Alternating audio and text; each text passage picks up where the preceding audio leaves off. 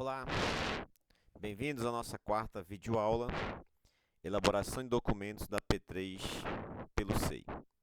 Aqui iremos abordar algumas documentações que são elaboradas na P3, operações e instruções das unidades operacionais.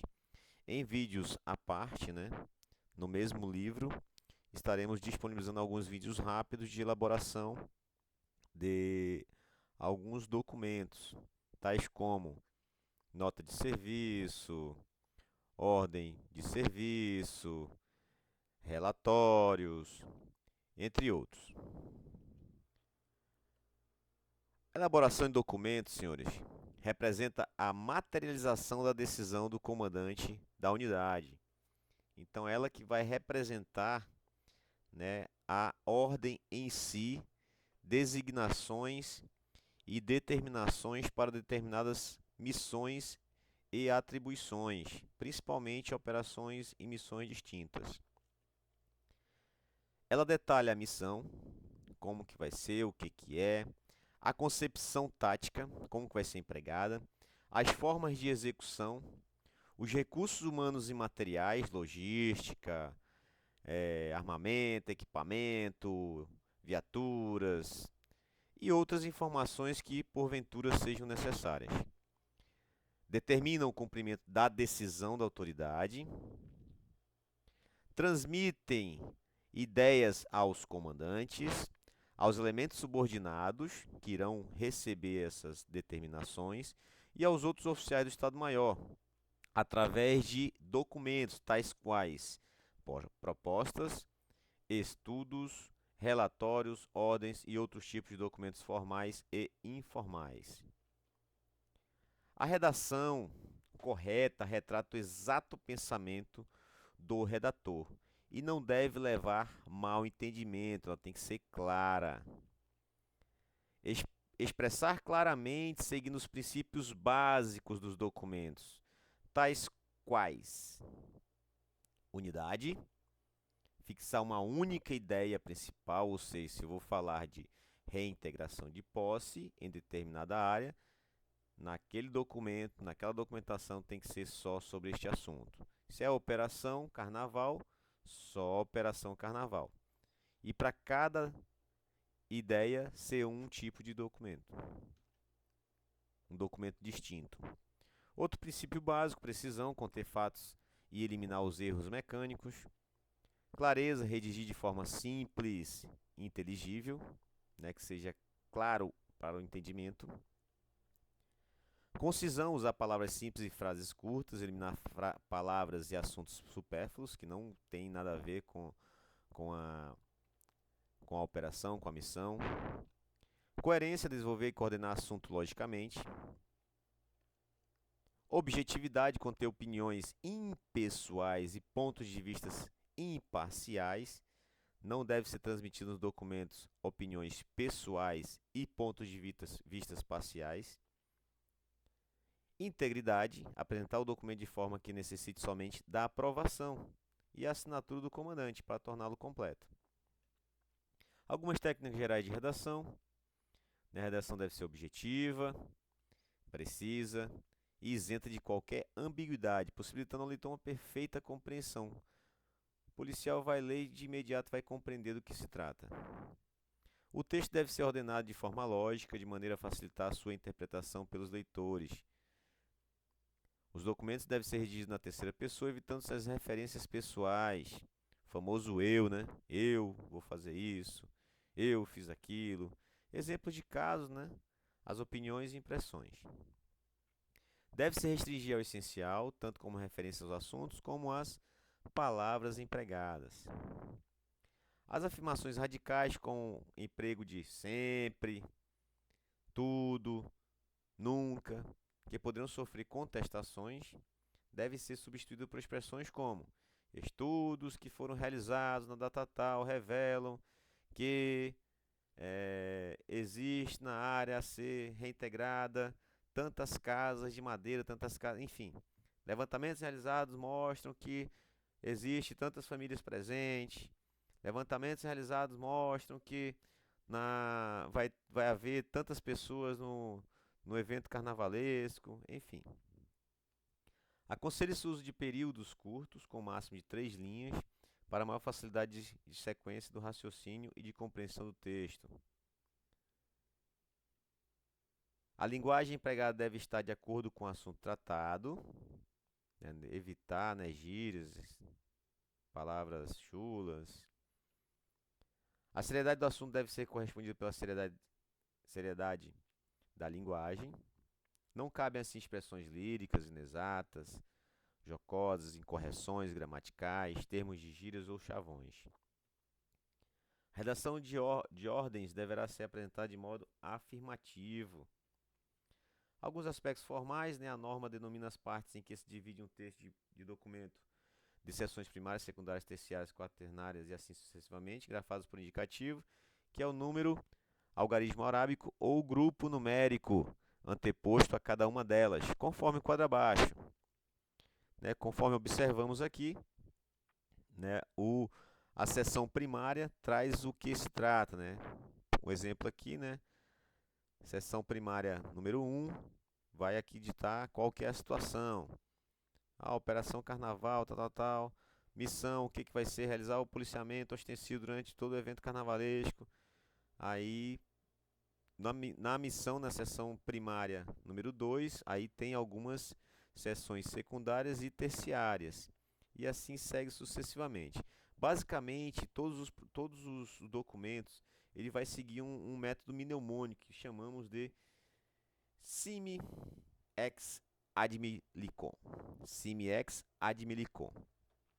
O si, situação, o mi, missão, o ex, execução, o ADM, né?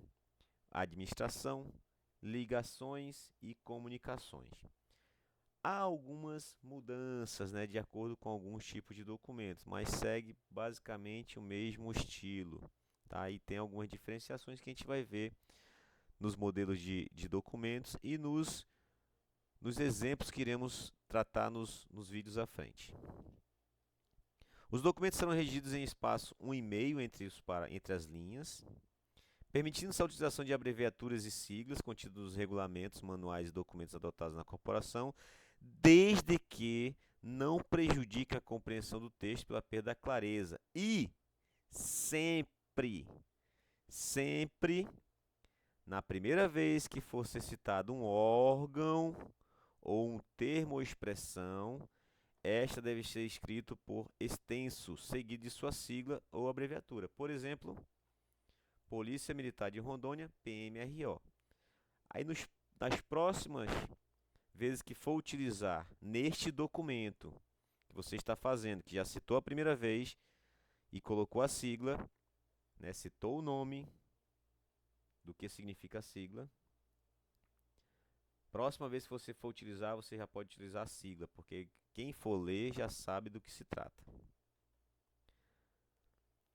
Nas instruções militares se usa o grupo data-hora, o GDH, na qual todas as indicações de datas e horas devem ser escritas num só bloco, em que os 2 primeiros algarismos indicam o dia do mês, os 4 seguintes indicam a hora e os minutos.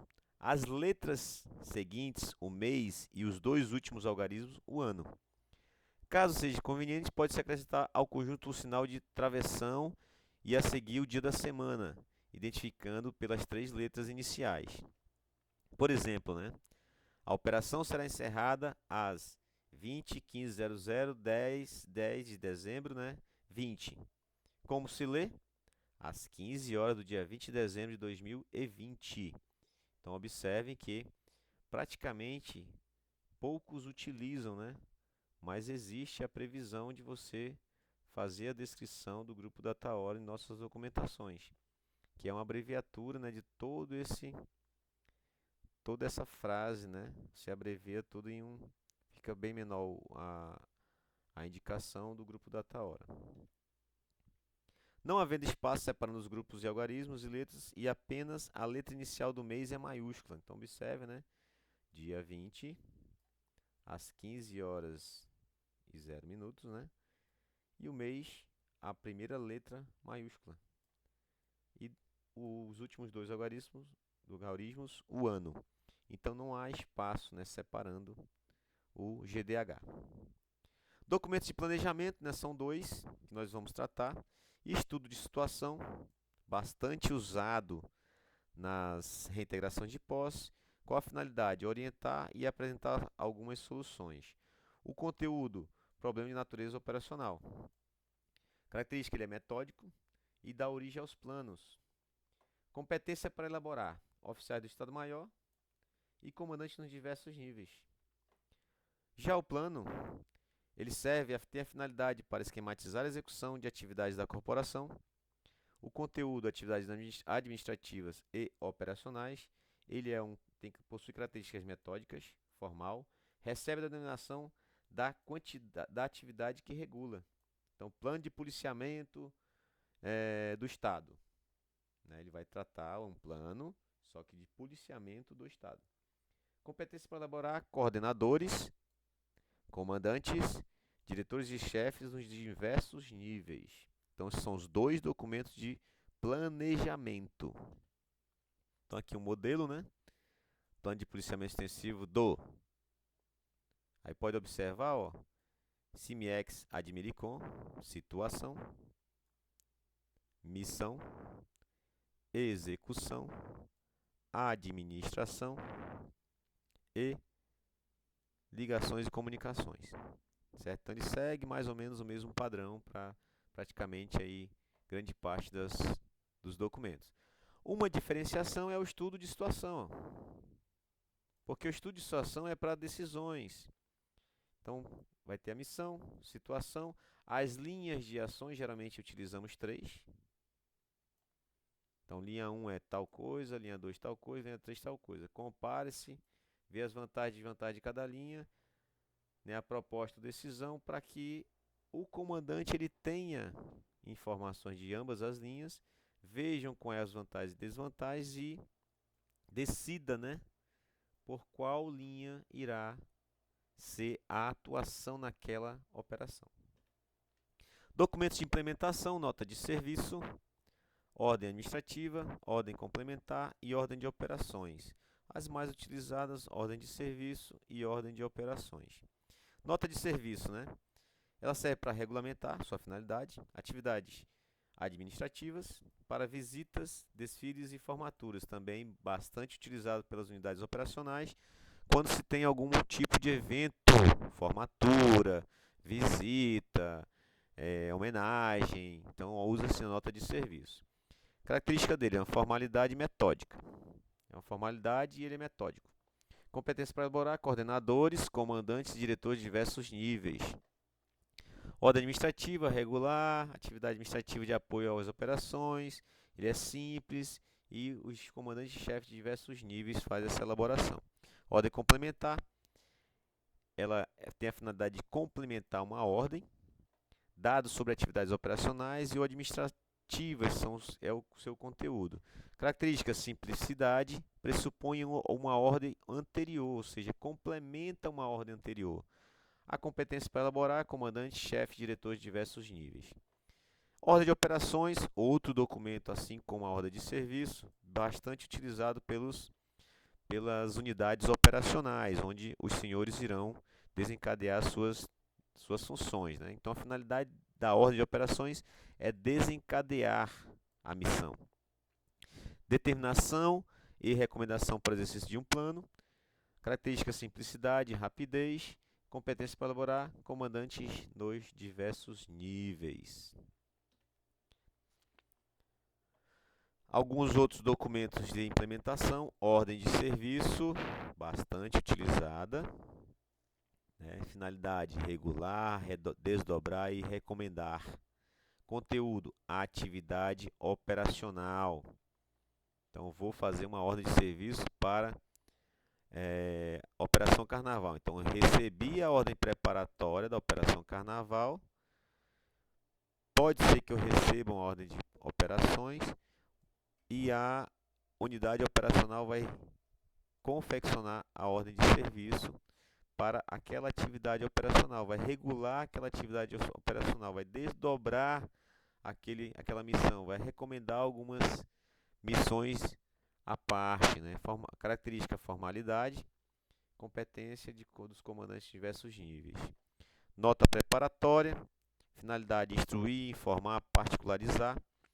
Conteúdo, serve para instruções breves sobre determinadas particularidades. Característica, simplicidade, rapidez e especificidade. Competência para elaborar, oficiais do Estado-Maior com aprovação do comandante. Então, quem vai fazer uma nota preparatória será somente o Estado-Maior, né, da corporação. Por fim, a ordem preparatória, né, finalidade, informar, alertar, prevenir, implementar medidas. Em que momento, em que conteúdo? Na atividades operacionais e ou administrativas. Características, antecipação. Então, só vai se antecipar à missão.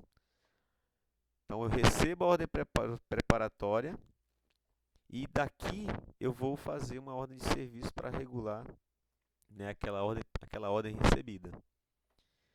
Então, a competência para elaboração dos comandantes nos diversos níveis.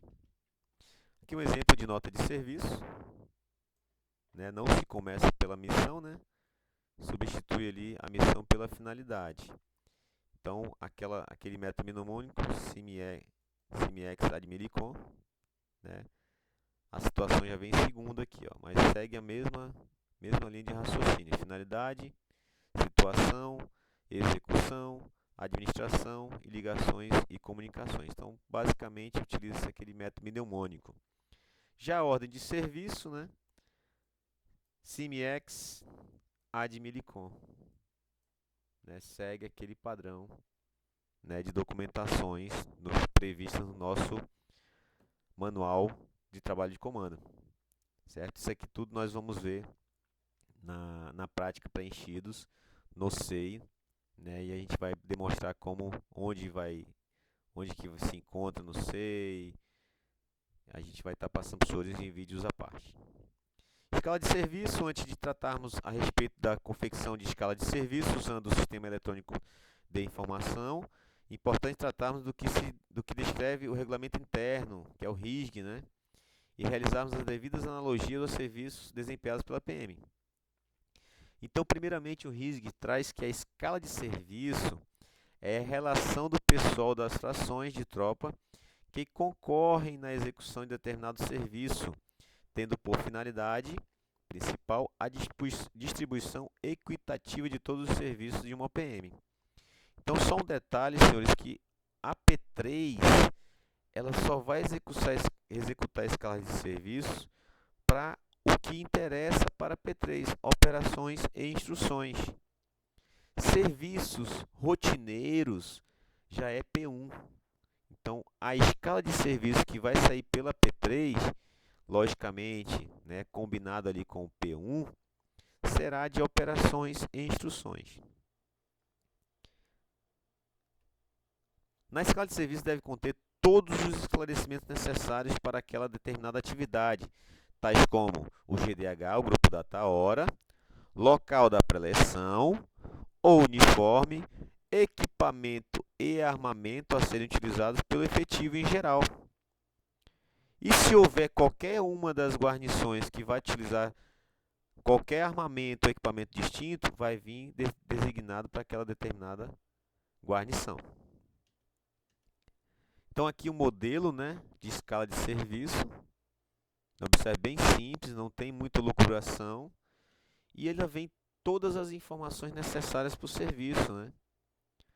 O local da preleção, o horário que tem que estar pronto, o uniforme a ser utilizado, os equipamentos, armamento, né, de porte portátil, viaturas utilizadas e o efetivo empregado.